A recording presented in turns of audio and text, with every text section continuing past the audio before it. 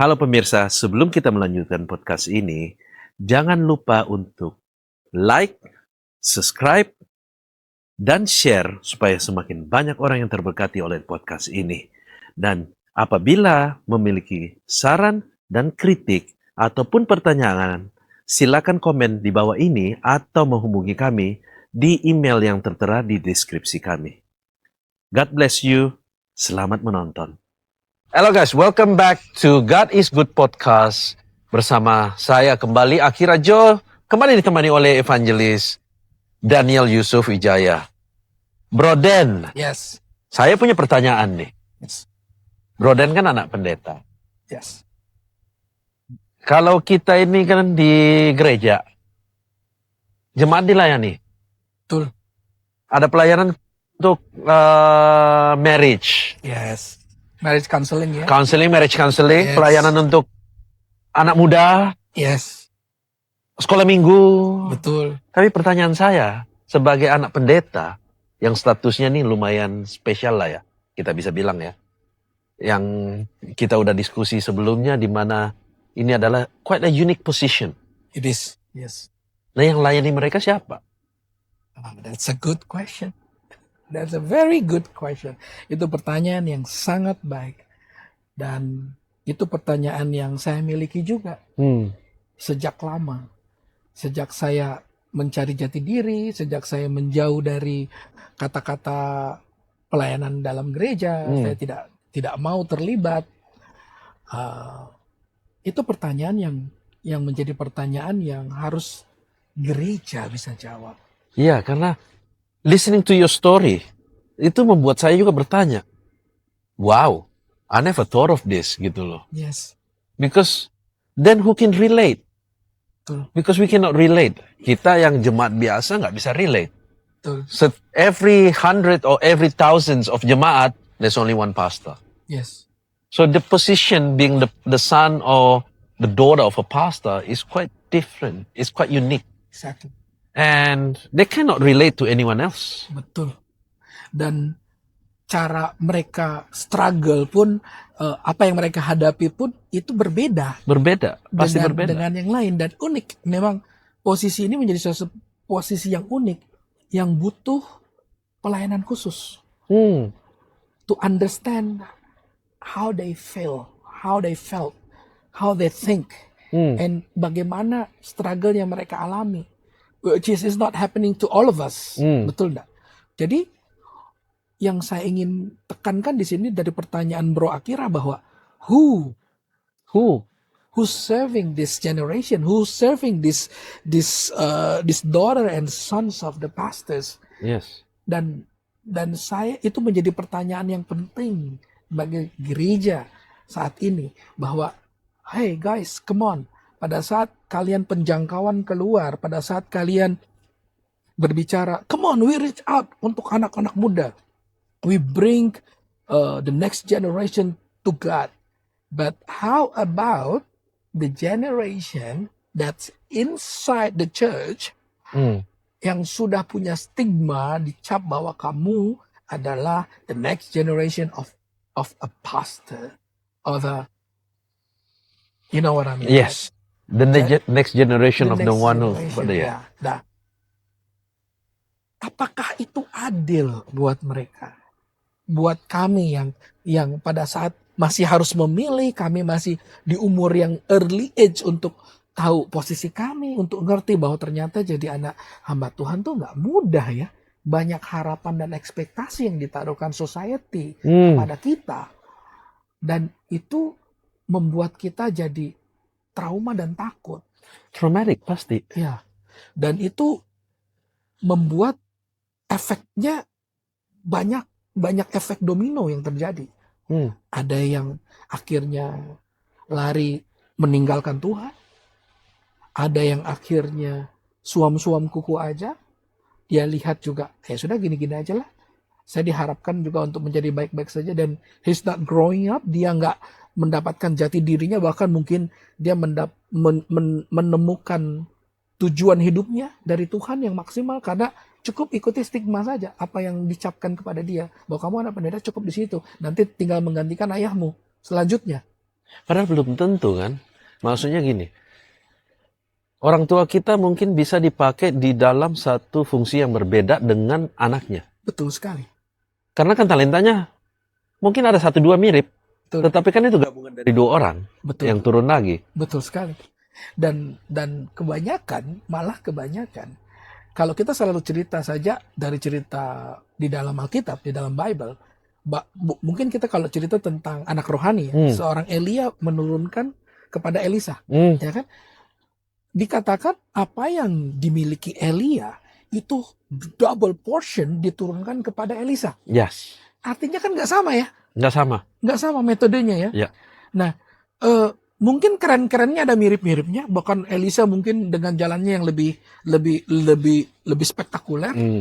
Tetapi saya ingin katakan di sini ada juga seorang hamba Tuhan anggap ayahnya adalah sebagai contoh begini. Pernah nggak bertanya anak-anaknya Simon Petrus itu jadi apa ya? Oh iya. Have you ever thought that? No. Ya kan? Jadi kalau 12 murid Yesus, anak-anaknya ada nggak yang berpikir anaknya Simon Petrus, anaknya Matius, anaknya Petrus, ini jadi apa ya? Oh, this is very interesting. Okay, that's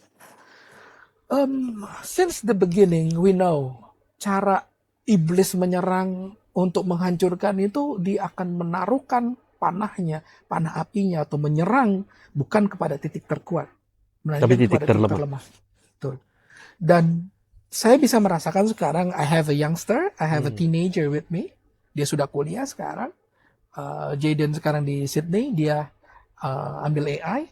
Saya mencoba untuk membantu mencari jurusan dia aja gak mudah.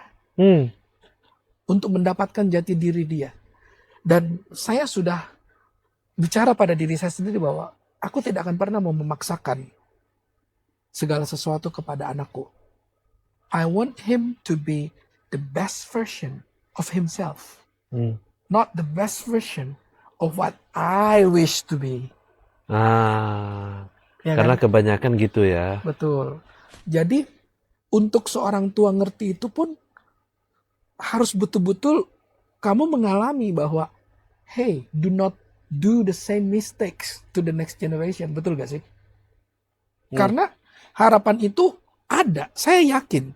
Saya sangat yakin kepada orang tua mana. Kalau orang tuanya dokter tuh kadang berharap anaknya juga jadi dokter. Yang lebih keren lagi. Kalau bisa saya dokter umum, kamu dokter spesialis. Kalau saya dokter spesialis, kamu dokter khusus rahasia. Nah, gitu. Yang lebih keren lagi. Semakin lebih keren. Tapi di sisi ini saya ingin mengatakan bahwa rencana Tuhan terhadap generasi selanjutnya itu milik Tuhan dan bukan milik kita. Sebagai orang tua yang baik, kita tidak bisa memaksakan atau bahkan boleh dikatakan meng-create masa depan itu untuk dia. Tidak boleh. Yang ada hanya kita meng-guide. Kita menjadi guide untuk dia. Kita menjadi mentor, kita menjadi teman bagi dia agar dia menemukan jalur yang maksimum dalam hidupnya itu. Wow. Dan itu buat saya penting untuk kita mengerti as a parents. When you just said itu, bro, karena mungkin kadang orang tua mungkin lupa.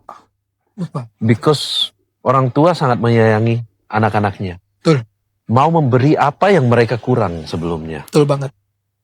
Secara tidak sadar, mereka selalu berpikir yang mereka pikir itu terbaik untuk anaknya. Betul. Padahal Tuhan bilang, jangan kita yang berkarya, seharusnya Tuhan yang berkarya. Betul. Kita bisa bilang, Tuhan berkarya di dalam hidupku, tetapi di dalam anakku, aku yang berkarya. Betul sekali, bro. Kamu yang menulis hidupnya kan? Iya, karena kita kan lupa. Kita seharusnya jadi mentor, jadi kita pikir yang terbaik. Padahal seharusnya, apakah mungkin begini, bro? Seharusnya orang tua itu tugasnya memimpin anaknya supaya mengenal Tuhan. Betul sekali. Secara pribadi. Betul sekali. Bukan di mana dia mengenal Tuhan dengan caranya sendiri. Betul sekali.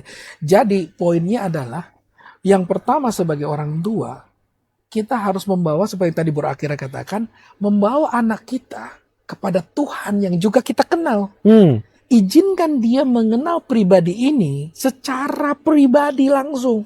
Nggak boleh difabricate. Nggak boleh difabricate, nggak boleh kamu kenal aku kenal dia, gitu nggak.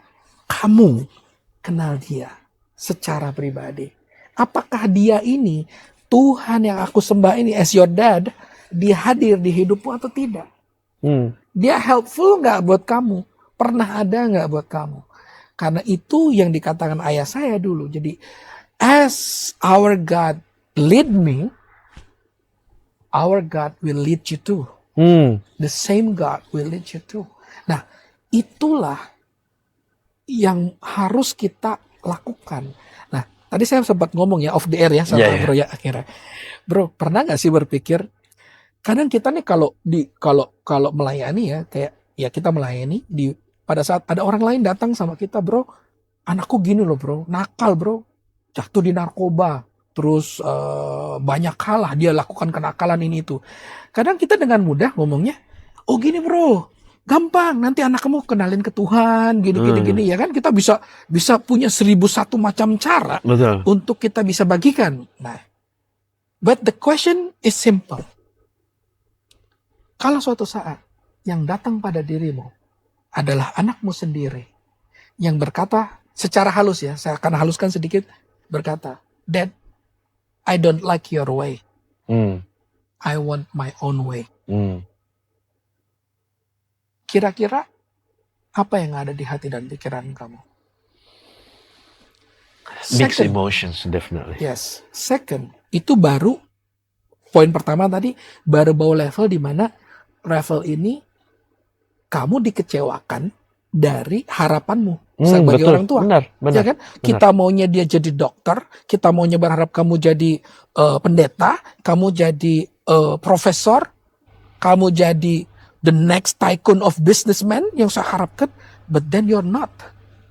Itu sudah first level. Nggak sesuai harapannya Nggak kita. sesuai harapan.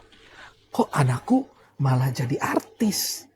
Anakku malah kok di bidang yang jauh dari bidang yang saya harapkan, ya kan?